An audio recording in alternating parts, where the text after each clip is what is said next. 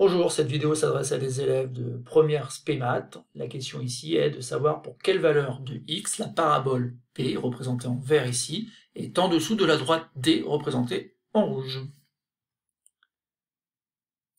Alors bien sûr, pour faire cet exercice, on nous donne d'autres renseignements. On nous dit notamment que la parabole représentée en vert, c'est une parabole qui se nomme P et qui a pour équation y égale x au carré. Et la droite D représentée en rouge ici, c'est une droite d'équation y égale x plus 3. La consigne, donc, c'est de déterminer finalement l'ensemble des nombres x pour lesquels la parabole P est bien en dessous de la droite D. Donc cet exercice est un exercice relativement classique, ça s'appelle la position relative de deux courbes, qui sont ici une droite D et une parabole P.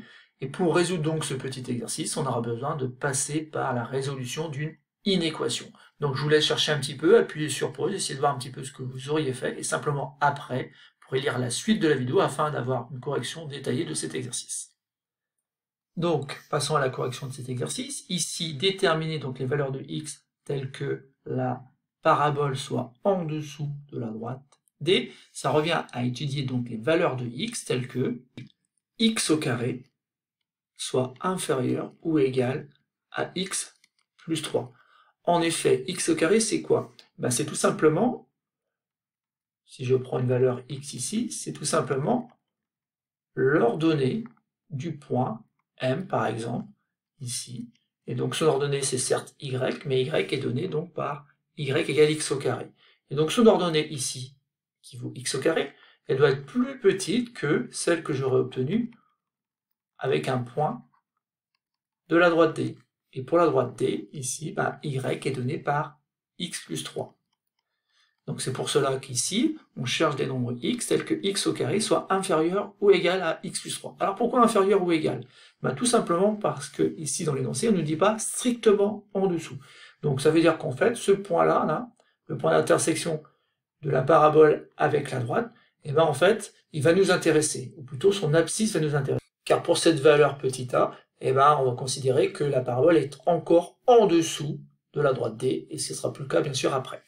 Bon, maintenant, passons à la résolution de cette inéquation. Alors, comment on résout cette inéquation? Tout simplement en se ramenant à des choses qu'on sait faire, c'est-à-dire en se ramenant à une inéquation qui est x au carré moins x moins 3 inférieur ou égal à 0. Autrement dit, ici, j'ai une expression du second degré et je vais pouvoir déterminer son signe simplement en utilisant une propriété du cours.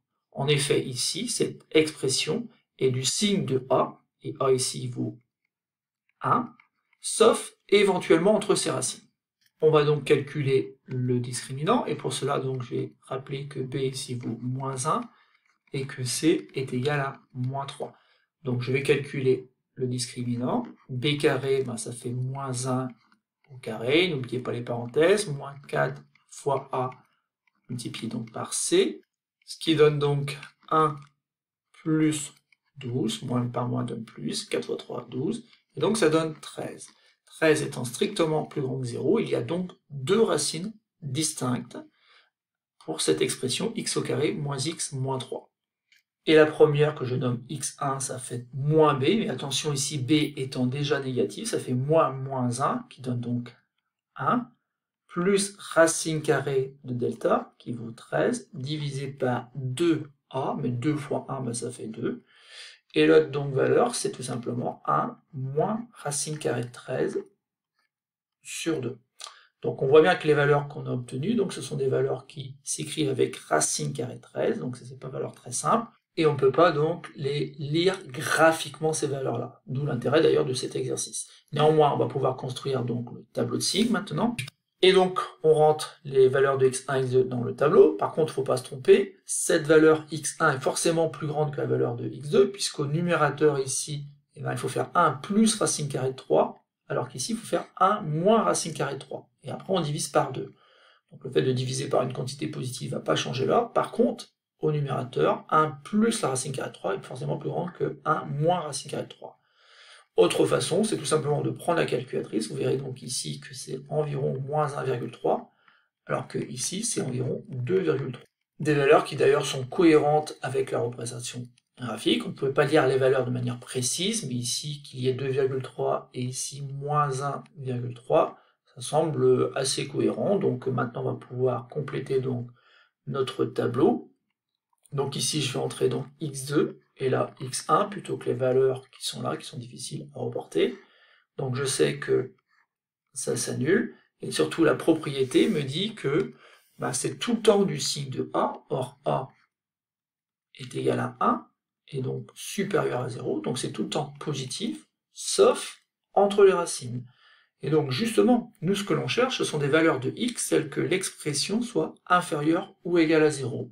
Donc on pourra en déduire que cette expression est inférieure ou égale à 0 si et seulement si x est compris entre x2 et x1. Ou encore que l'ensemble solution, c'est l'intervalle donné par les valeurs 1 moins racine carrée de 13 divisé par 2 et 1 plus racine carrée de 13 divisé par 2. Et donc on peut conclure que P est en dessous de D, la parabole est en dessous de la droite D, si et seulement si x appartient à l'intervalle 1 moins racine carrée de 13 sur 2, 1 plus racine carrée de 13 divisé par 2. Voilà, c'est terminé pour cette vidéo.